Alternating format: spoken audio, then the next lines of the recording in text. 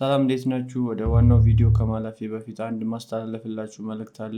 እኔ ዩቲዩብን እንደ ቋሚ ስራዬ ነው የምሰራው ከዚህ በኋላ እና ለእናንተም አሪፍ ቪዲዮዎችን ለማቅረብ እሞክራለሁ። ስለዚህ በተቻላችሁ መጠን እባካችሁን ይህን ቪዲዮ የምታዩ ሁላችሁ ቪዲዮን ላይክ፣ ሰብስክራይብ በማድረግ ሼር በማድረግ መከታተል ጀምሩ። እናንተን ደግሞ ለማዝናናት የተለያዩ ቪዲዮዎችን እሰራላችኋለሁ። ነገር ግን የእናንተ ትብብር ያስፈልገኛል እና ላይክ፣ ሰብስክራይብ ማድረጋችሁን እንዳትረሱ። እንደምታደርጉም ደግሞ አልጠራጠርም። አሁን የዩቲዩብ አሰራር ስለተቀየረ ሼር በጣም ያስፈልጋል። ሼር አድርጉ። ሼር ካደረጋችሁም በኋላ ሼር ያደረጋችሁላቸው ሰዎች እንዲያዩት ምከሯቸው።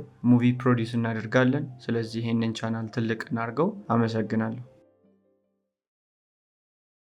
ቻርሊ ለመኪና የተለየ ፍቅር አላት። እናም ደግሞ መኪና የመጠገን ችሎታ ነበራት። ቻርሊ አባቷን በድንገት በልብ ድካም ነው ያጣችው። ይህ ክስተት በውስጧ ትልቅ ባዶነትና ቁጣን ፈጥሮባታል። ቻርሊ መኪና የመጠገን ችሎታ ያገኘችው ከአባቷ ጋር ጋራዥ ውስጥ አብረው ስትሰራ ነበር። እሷና አባቷ አንድ ላይ በመሆን አንዲት አሮጌ መኪና ለመጠገን ቃል ገብቶ ነበረ። ነገር ግን ሳይጨርሰው አባቷ ሞተ። ጨርሳም እንደምትነደው ለአባቷ ቃል ገብታ ስለነበረ ይህን ቃሏን ለመፈጸም ብዙ ችግሮች ይገጥሟታል። ቻርሊ አሁን አባቷ ከሞተ በኋላ ከእናቷ ጋርና ከእንጀራ አባቷ ጋር ነው የምትኖረው። ቻርሊ እናቷ ሌላ ሰው አግብታ እየኖረች ያለው ህይወት ምንም አያስደስታትም። እናም ቻርሊ ከእንቅልፏ ስትነሳ ልደቷ እንደሆነ ትዝ ይላታል። በዛም ሰዓት አባቷ ትዝ ይላትና የአባቷን ፎቶ አንስታ ትመለከተዋለች። ቻርሊ አባቷ ይህን መኪና እንድትጨርስ ቃል አስገብቷት ስለነበረ ቃሉን ለመጠበቅ ቀን በቀን ወደ ጋራጇ በመሄድ መኪናውን ለማስተካከል ትሞክራለች። ይህን መኪና ለማስተካከል ግን ብዙ ነገሮች ይጎሏታል። ያልተገዙ የመካኒካል ፓርቶች ስላሉ ቻርሊ መኪናውን መጨረስ አልቻለችም ነበር። ታዲያ ዛሬ ቻርሊ ልደቷ ነው።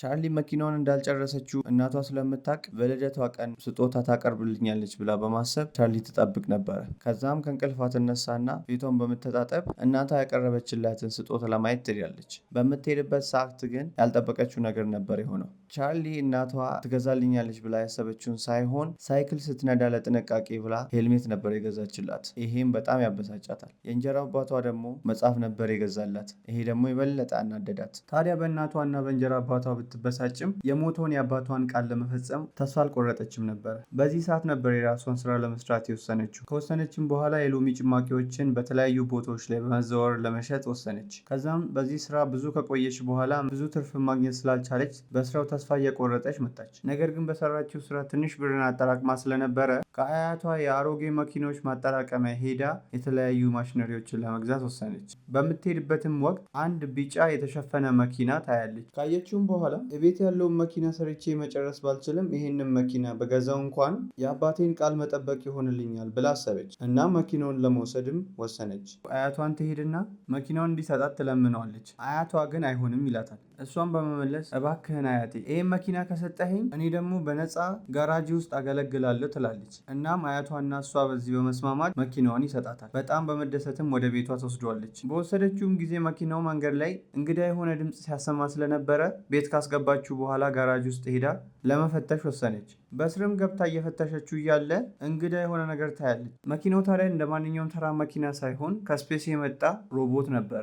እናም ቻርሊ በዚህ ሁኔታ በጣም ደነገጠች። ሰራችውም። ይህ መኪና ታዲያ ሁለት ማንነት ነው ያለው። ሲፈልግ መኪና ይሆናል፣ ሲፈልግ ደግሞ ወደ ሮቦትነት ይለወጣል። አሁን ቻርሊ ማድረግ የጀመረችው መኪናውን መመራመር ነው። እናም የሆነ ሰዓት ላይ ጋራጅ ውስጥ እያለች መኪናው ወደ ሮቦትነት ይለወጣል። እናም ቻርሊ በጣም ደነገጠች። ይህ መኪና የመጣው ታዲያ ከስፔስ ነው። በሆነ ወቅት በእንደሱ አይነት ከሌላ የጠላት ቡድን ጋር ሲደባደብ ስለነበረ የማውራት ሲስተሙን በመሳሪያ ወቅተው አበላሽተውት ነበር እና አሁን ላይ ማውራት አይችልም። ከዛም ቻርሊ ከሱ ጋር መግባባት ስትሞክር ማውራት ስለማይችል እናም እንደ ንብ ይነፋነፍ ስለነበረ ቻርሊ ቢ ብላ ትሰይመዋለች። ይሄ ብቻም አይደለም። ቢ ሮቦት ሆኖ በቤታቸው ጋራጅ ውስጥ መቆየት ስለማይችል እናም ቁመቱ ከቤታቸው በላይ ስለሆነ በሚዞርበት ሰዓት እቃዎችን በመሰባበር ይቸገር ነበር። እናም የቻርሊ ቤተሰቦች በተለይ እናቷና የእንጀራ አባቷ እንዳያዩት ለማድረግ ከፍተኛ ጥንቃቄ ታደርግ ነበር። ቢን በጣም ግዙፍ ስለነበረ ጋራጅ ውስጥ ተደብቆ እንዲቆይ እና ድምፁ እንዳይሰማ ትሞክር ነበረ።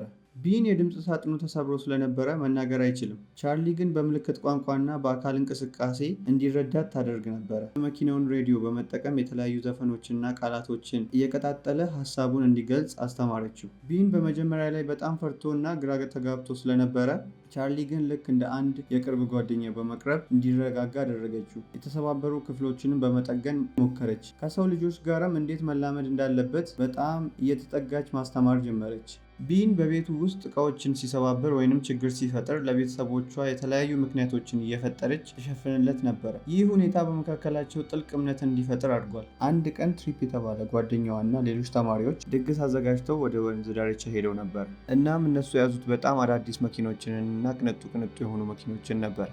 ከዛም ቻርሊ እነሱ ወደ ተሰበሰቡበት ሄዳ የሎሚ ጭማቂ ለመሸጥ ሄዳ ነበር። ስትሄድ ግን ከአያቷ የተቀበለችዋን ያቺን አሮጌ ቢትል መኪና ይዛ ነበር የሄደችው።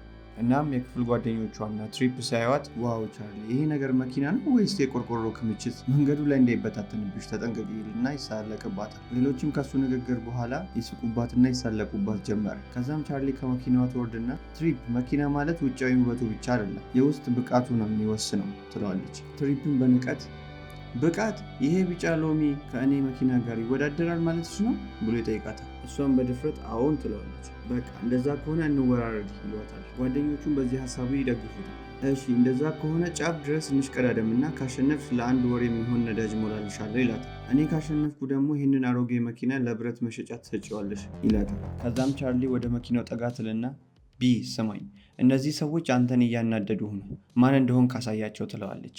ቢ ቢጫው መኪና ይናደድና ሬዲዮን ይከፍታል። ከዛም ሞተሩንም ወዲያው ያስነሷል። ከዛም በዚህ ሰዓት ትሪፕ ይደነግጣል። እናም ቻርሊ እየሳቀች ወደ መኪናዋ ትገባለች። እዛ ሁለቱም ይዘጋጁና የቢ ሞተር እንግዳ የሆነ ነገር ያመጣል። ድምፁ በድንገት ይቀየራል። እንደ ጀት አውሮፕላን ዝቅ ያለና ኃይለኛ ድምፅ ማሰማት ይጀምራል። ቻርሊ በዚህ ሰዓት ፈገግ ትልና ፍሬኑን ትለቃለች። ከዛም ሳታስበው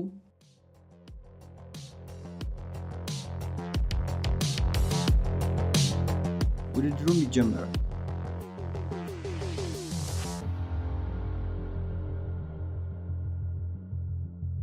በዚህ ሰዓት ትሪፕ የሙስታንግ መኪናን ፍጥነት ጨምሮ ወደፊት ቀደመ።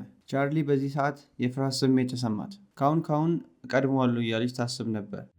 ነገር ግን ትሪፕ አሁንም ፍጥነቱን እየጨመረ ወደፊት መገስገስ ጀመረ። በዚህ ትዕይንት ቻው ቻርሊ ያልኩሽ እኮ ይሄ የልጆች ጨዋታ አይደለም ይላታል። ቻርሊ በዚህ ሰዓት የበለጠ ትናደዳለች። እናም ቢ አሳየው በማለት ትጮዋለች።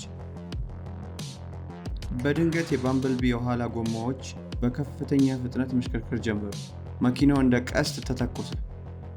ትሪፕ ደንግጦ መስታወት ሲያይ ቢጫዋ ቮልክስዋገን በአየር ላይ የበረረች የምትመጣ ነው የሚመስለው።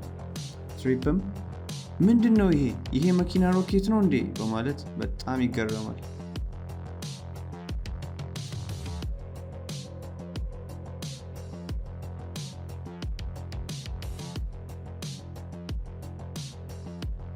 ባምበልቢ የትሪፕ መኪና አጠገብ ሲደርስ ሬዲዮን በከፍተኛ ድምፅ የድል ዘፈን መክፈት ጀመረ። ትሪፕ መኪናውን ለማስተካከል ቢሞክርም ባምበልቢ ግን በቅጽበት ቀድሞት ገደሉ ጫፍ ላይ ደረሰ።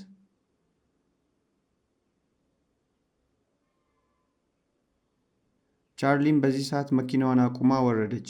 ትሪፕ ከጥቂት ሰከንዶች በኋላ በረጅሙ እየተነፈሰ ደረሰ። ፊቱ በድንጋጤ ነጥቷል።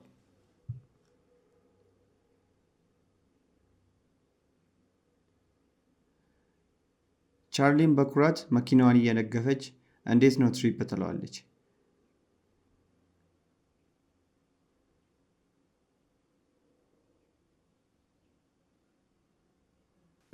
ቢጫው ሎሚ ጎመዘዝ አይደል ትለዋለች። ትሪፕም እየተንተባተበ ይሄ የማይታመን ነገር ነው፣ እንዴት እንዲህ ሊፈጥን ቻለ? ይሄ መኪና ተራ መኪና አይደለም እንዲህ ይላታል። ቻርሊም ልክ ብለሃል ትሪፕ፣ ይሄ መኪና ነፍስ አለው። አሁን የገባንበትን ውርርድ አስታውስ፣ ነዳጁን አትርሳ ትለዋለች። ባምበልቢም በደስታ የፊት መብራቶቹን አበራና አጠፋ።